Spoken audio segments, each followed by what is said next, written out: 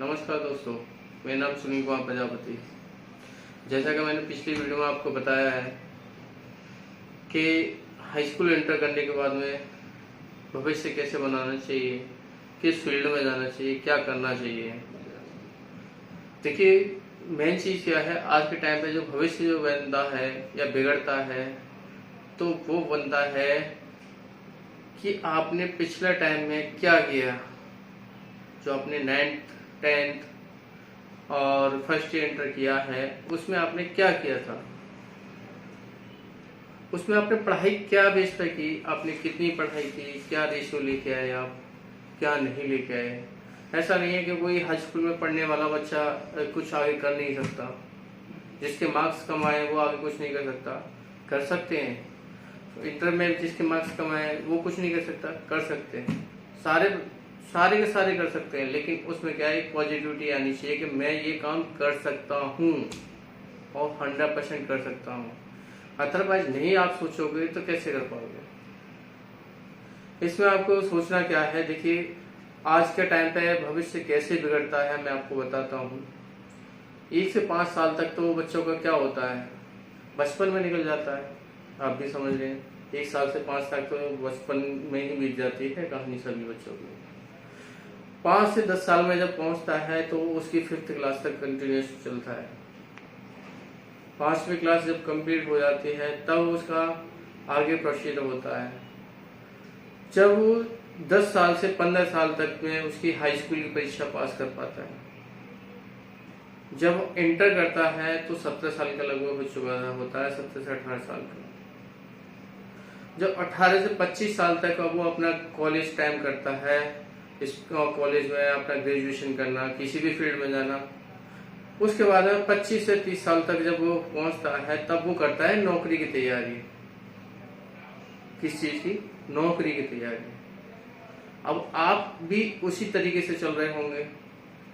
अभी आप high school inter में होंगे, आपने सोच लिया, कभी कभी क्या होता है कि मैंने भी उसी फील्ड में गया हूं, मैंने भी इंटर किया है। इंटर के बाद में क्या होता है कि मेरे दोस्त ने इस फील्ड में चला गया, मैं इस फील्ड में चला जाऊं। मेरे उस वाले कजिन्स ने ये बताया था कि ये फील्ड बहुत अच्छा है, इस फील्ड में चला जाऊं। लेकिन ये नहीं पता होता है कि इस फील्ड में आगे दिक्कत क्या होने वाली है। और जो हमारी जो पढ़ाई है, जैसे ही आप 25 से 30 साल की में नौकरी ढूंढोगे, नौकरी की तैयारी करोगे, तब तक आपको काफी टाइम हो चुका होता है। बेसिक नॉलेज आपको नहीं रहती कि आपको किस फील्ड में जाना चाहिए। क्या आपको पता है कि 25 से 30 साल की नौकरी के बाद जब आपने 25 से 30 साल में अपनी नौकरी की तैयारी करी है, क्या आप नौकरी पा जाओगे? 100 में से मैं मानता हूं कि 10% को नौकरी मिलती है। अगर गवर्नमेंट एक वैकेंसी निकाल दे तो उसके लिए हजारों फॉर्म आ जाते हैं, लाखों में फॉर्म पहुंच जाते हैं। तो जो हाई स्कूल इंटर करने में टॉप करते हैं, मैं ये नहीं कह रहा हूँ मैं पढ़ने वाले बच्चों का मनोबल गिरा रहा हूँ। जो बच्चे पढ़ रहे हैं अच्छे से आप मेहनत कीजिए। मैं ये नहीं कह रहा हूँ कि आप मेहनत मत कीजिए। अगर कोई हाई स्कूल में नंबर जिसके या इंटर में नंबर कम आते हैं, वो नौकरी नहीं कर पाते, नौकरी के लिए वो और अच्छा रेस्पॉन्स लेके आते हैं। अगर उन्होंने ठान लिया कि मैं इस चीज को करूंगा, वो टॉपर से भी बढ़िया काम करते हैं। लेकिन मेरा उद्देश्य ये है कि आपको पढ़ाई ओनली नौकर की तरफ लेके जाती है। आपको क्या बना रही है पढ़ाई? नौकर। मैं आपको लेके चलता हूँ आपको बिजनेस कराने की तरफ, खुद का एक मालिक। आप गवर्नमेंट एम्प्लॉय बन जाएंगे, आपको 1 लाख रुपए महीने की इनकम रहेगी। मैं मानता हूँ आपको 1 लाख रुपए महीने मिलेगा, लेकिन फिर भी आप एक नौकर रहेंगे।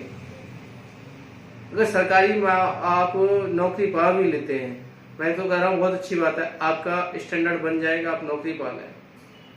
लेकिन उसके बाद होना क्या है, सरकारी नौकरी में आप पहुंचते ही आपका उद्देश्य ये हो जाएगा कि सुबह जाना, सोमवार को आपका प्रोग्राम रहेगा कि सोमवार को निकलना है और सोमवार से सैटरडे तक सुबह उठना है, खाना पीना किया, अपना लंच पैक कराया, ऑफिस पहुंच गए, ऑफिस से काम किया, शाम को घर आए, घर पहुंच गए। संडे को बहुत हर्षोल्लास के साथ में रहोगे आप, क्योंकि संडे की आपकी छुट्टी एंजॉय करोगे। आपने 1 लाख रुपए की इनकम के साथ में नौकरी तो शुरू कर ली। जब नौकरी आप कर भी रहे हो, आपकी दिनचर्या बढ़ती चली जा रही है, उसी प्रोसीजर में चलते रहे हो, संडे का आप एंजॉय कर रहे हो। लेकिन आपको पता है कि आप अपना जो समय व्यतीत कर रहे हो वो दूसरों के लिए कर रहे हो, सरकार के लिए कर रहे हो, आप उसको आगे बढ़ा रहे हो, ना कि खुद को। आपके मरने के बाद में नौकरी में, आपके मरने के बाद में तुरंत अगले दिन ही किसी और को ऑफर कर दी जाएगी वो नौकरी। आपके बेटे और किसी को भी अब वो नौकरी नहीं मिल सकती है। हाँ, वो हो सकता है कि आपकी अकस्मात किसी कारणवश से डेथ हो जाए तो वो मिल सकती है, घर में एक कोई मिलेगी। लेकिन अगर आपने बिजनेस शुरू कर दिया तो बिजनेस आपका है और आप उसमें जितना मेहनत करेंगे उतना ही आप कामयाब होते चले जाएंगे, और वो बिजनेस आपकी पीढ़ी भी यूज कर सकती है।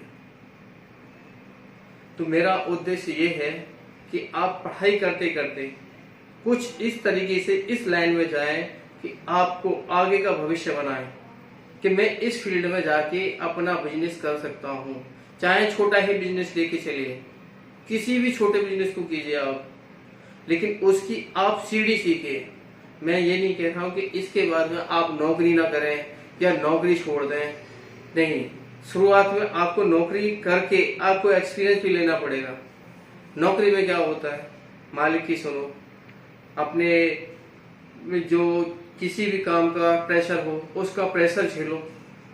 आपको सुबह अर्ली मॉर्निंग जाना है, अगर थोड़ा सा भी लेट हो गए तो बॉस की डांट सुनो, या फिर जो मैनेजर होते हैं उनकी सुनो। किसी न किसी की सुननी पड़ेगी आपको, टाइम टू टाइम पंचुअल होना पड़ेगा, आने का कोई भी पता नहीं है आपको। तो मेरी आपसे यही विनती है कि आप लोग ज्यादा से ज्यादा अपने बिजनेस की तरफ चलें। कोई भी एक टॉपिक ऐसा ढूंढें या सर्च करें या देखें कि मेरे को ये बिजनेस करना है, ये बनाना बिजनेस करना है, इस फील्ड में ग्रोथ है। कोई भी काम करें, आप छोटा करें या बड़ा करें, लेकिन एक बिजनेस की शुरुआत कर लें। इंटर के साथ साथ में आपको बिजनेस का तरीका सीखने चाहिए। कोई भी काम करें, आप एंटरटेनमेंट में न जाएं। एंटरटेनमेंट आप सोच ही रहेंगे, मैंने पिछली वीडियो में आपको बताया क्या एंटरटेनमेंट आप करते हैं। इसलिए आपसे मेरी रिक्वेस्ट है कि आप इस फील्ड में बढ़े आगे, बिजनेस के ग्रोथ आप ज्यादा से ज्यादा करें।